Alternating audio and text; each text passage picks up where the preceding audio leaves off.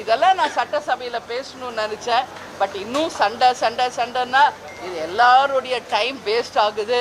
யாரும் இன்னும் சாப்பிட்றது இல்லை, எதுவும் இன்னோவேட்டிவாக போகல. அதனால் என்னுடைய கருத்தை எல்லார் முன்னாடியும் பதிய வச்சுட்டு அவைத்தலைவரிடமும் தனியாக பேசிட்டு வந்திருக்கேன். நிச்சயம் நாளையிலிருந்து ஒரு மாற்றம் சபையில் வரும். அந்தந்த துறை மீது அந்தந்த அமைச்சர்கள் பேசின பிறகு ஆக்கப்பூர்வமான ஒரு நல்ல விவாதங்களாக மக்களுக்காக தமிழ்நாட்டின் வளர்ச்சிக்காக இருக்கணும்னு சொல்லி என்னோட ரெக்வெஸ்ட் வச்சுருக்கேங்க. எல்லா சட்டசபை உறுப்பினருக்கும் வாய்ப்பு கொடுங்க. கொடுத்தவங்களே வாய்ப்பு கொடுக்காதீங்க. பேசினவங்களே பேசிக்கிட்டு இருந்தா அப்போ எல்லாரும் தானே சட்டசபை உறுப்பினர்கள். எல்லாம் ராத்திரி 2 மணி 3 மணி வரைக்கும் எக்ஸாமுக்கு எழுதுகிற மாதிரி குறிப்புகள் எடுத்துக்கிட்டு வராங்க. ஆனால் என்ன பிரயோஜனம்? எதுவுமே பேச வாய்ப்பு இல்லை, மறுபடியும் சும்மா தான் திரும்பி போகிறாங்க. ஸோ இது ஒரு தவறான முன்னுதாரணமாக இருக்கிறது. அதை அண்ணன் நம்மளுடைய அவைத்தலைவர்கிட்டையும் சொல்லியிருக்கேன். நிச்சயம் நாளையிலிருந்து ஒரு மாற்றம் வரும் என்று நினைக்கிறேன். இல்லை நான் தம்பி ஆதவ் அர்ஜுன்ட்ட நேரடியாகவே சொல்லிட்டேன். தம்பி நீ எந்திரிச்சாதான் சண்டையே ஆரம்பிக்குது. இனி இருக்கின்ற கொஞ்சம் இந்த 8ஆம் தேதி வரைக்கும் நீங்கள் பேசாதீங்க. அது வரைக்கும் ஸ்மூத்தாக போகுது. ஆதவ் அர்ஜுன் எந்திரிச்சோன்னே 4 மணி நேரம் சண்டையிலேயே போகுதுங்க. Waste, time waste. தம்பிக்கிட்ட அங்கே நான் சட்டசபையிலே நான் சொல்லிட்டேன். அதனால் உங்கள் பர்சனல் மோட்டிவ் எது இருந்தால் நீங்கள் பொதுக்கூட்டத்தில் பேசுங்க, இல்லை இந்த மாதிரி ப்ரெஸ் மீட்டில் பேசுங்க, எங்கேயோ பேசுங்க, சட்டசபையில் பேசாதீங்க. அண்ணன்ட்டையும் சொன்னேன், இனிமேல் ஆதவ் அர்ஜுனுக்கு வாய்ப்பு கொடுக்காதீங்கண்ணா, அவருக்கு அம்மன் உட்காந்து பார்க்கட்டும் அப்படின்னு நான் சொல்லிட்டு வந்திருக்கேன். பார்ப்போம், அவர் பேசட்டும். ஆதவ் அர்ஜுன் நான் அகெயின்ஸ்டெல்லாம் இல்லை. நான் என்ன சொல்கிறேன், ஓகே அவங்க சொன்னாங்க விவாதம் அப்படின்னாங்க, ரைட், ஐ அக்செப்ட் டிபேட்ஸ். எவ்வளோ நேரம் டிபேட்? ஒரு 5 to 10 minutes. உங்கள் கருத்தை சொல்லுங்கள், அவங்க கருத்து சொல்லிட்டு அதோட போதும். மக்கள் பிரச்சனைக்கு வந்துருங்க. அதை விட்டுட்டு தொடர்ந்து சண்டை. நீங்கள் அப்படி பண்ணீங்க, நீங்கள் இப்படி பண்ணீங்க, இவங்க அவங்கள குத்தி காமிக்க, அவங்க இவங்களுக்கு இப்படியே போயிட்டு இருந்தா அதுக்கு சட்டசபைக்கு வரும். இங்கே இருக்கிற எல்லாருக்கும் எவ்வளோ வேலை இருக்குது. எல்லாரும் வேலை விட்டுட்டு எதுக்கு வரோம்? நம்ம கடமையை ஆற்ற வேண்டும். இன்றைக்கி ஒரு சட்டமன்றத்தில் நம்மளை தேர்ந்தெடுத்து அனுப்பியிருக்காங்க அந்த மக்கள். நம்ம என்ன அவங்களுக்கு பற்றி பேசுகிறோம் சட்டசபையில், தொகுதி பற்றி நம்ம என்ன பேசுகிறோம், ஒவ்வொருத்தரும் கீழே வாட்ச் பண்ணுறாங்க இன்றைக்கி. ஆனால் இங்கே எதுவுமே பேச முடியலங்கிறப்போ அவங்கெல்லாம் ஃபீல் பண்ணுறாங்க. இது உண்மைங்க. நான் 2 நாள் விருதாச்சலத்தில் இருந்தேன். எல்லா மக்களும் சொல்கிறாங்க, இது பேசுங்கம்மா, எங்களுக்காக அதை பேசுங்க, இது சொல்லுங்கள், நீங்கள் சொன்னால் தான் நடக்கும் அப்படின்னு ஒருத்தரும் அவங்க அந்த நம்பிக்கையோடு நம்மக்கிட்ட சொல்லும்போது ஒரு சட்டமன்ற உறுப்பினராக அதை நான் சபையில் தான் பேச முடியும். பொதுக்கூட்டத்தில் பேசணும், அது நான் எங்கே வேணாலும் பேசுகிறேன். அது இல்லை, சட்டசபையில் மக்களுக்காக பேசுகிறது. எல்லா 234 சட்டமன்ற உறுப்பினர்களுக்கும் அந்த உரிமை இருக்குது.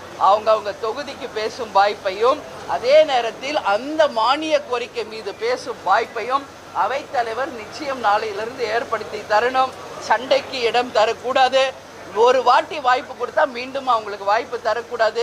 எல்லாருக்கும் 5 minutesன்னு நீங்கள் முடிவு பண்ணி நாளையிலேருந்து சொல்லுங்க. நான் அவைத்தலைவர்கிட்டையும் சொல்லிட்டு வந்திருக்கேன், தம்பி ஆதவ் அர்ஜுன்ட்டையும் சொல்லியிருக்கேன், அங்கேருந்து அமைச்சர் பெருமக்கள்கிட்டையும் சொல்லியிருக்கேன்.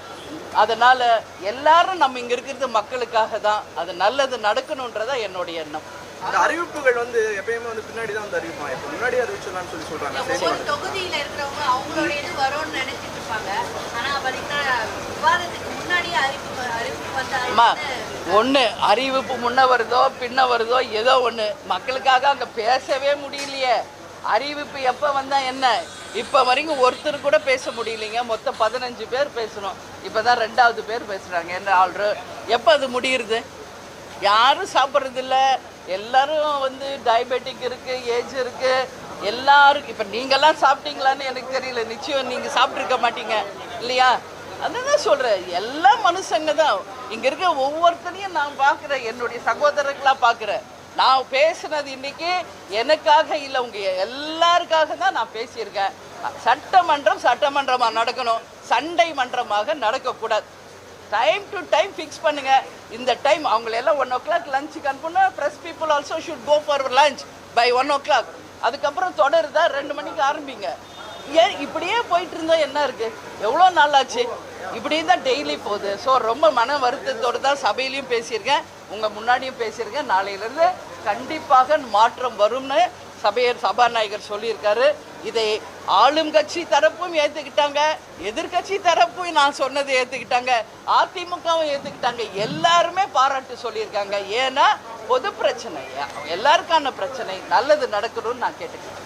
அரசு பள்ளிகளை தனியார் பள்ளிகளுக்கு இணையாக உயர்த்துவதில் தாவேக்கா திறமையை காட்டணும் சொல்லியிருக்காங்க. பள்ளி கல்வித்துறை மானிய கோரிக்கையில் அதுக்கான தெளிவான விளக்கத்தை சொல்லியிருக்காங்க.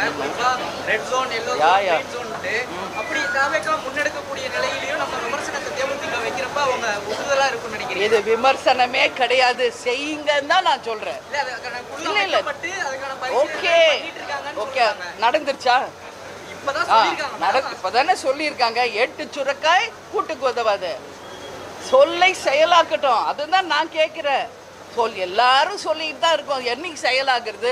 அவங்க செய்யல நீங்க குறை சொல்றீங்களே, நீங்க பேசாதீங்க, செயல்ல காமிங்கன்னு தான் நான் கேட்குறேன்.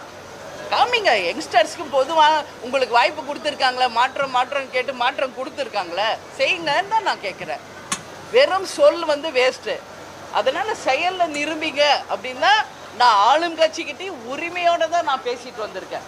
கேப்டன் எப்படி சொல்வாரோ அது மாதிரி நான் உரிமையோடு தான் பேசுகிறேன். அவங்க யாரும் எனக்கு அகெயின்ஸ்டோ எனக்கு தேவையில்லாதவங்களை, என் தம்பி தான் விஜய், என் தம்பி தான் ஆதவ் அர்ஜுன், என் தம்பி தான் உதயா, என் தம்பி தான் அங்கே இருக்கிற அமைச்சர்கள், சட்டமன்ற உறுப்பினர்கள் எல்லாரும் சேர்ந்து மக்களுக்காக போராடுவோம், மக்களுக்கு நல்லது செய்வோம், தமிழ்நாட்டுக்காக பேசுவோம். தமிழ்நாடுக்கும் மக்களுக்கும் நல்லது நடந்தால் ப்ரெஸ் பீப்புள் நீங்களும் நல்லா இருக்கணும், நீங்களும் அதை பாராட்டுவீங்க. அதுதான் என் கருத்து. ஓகே, நன்றி.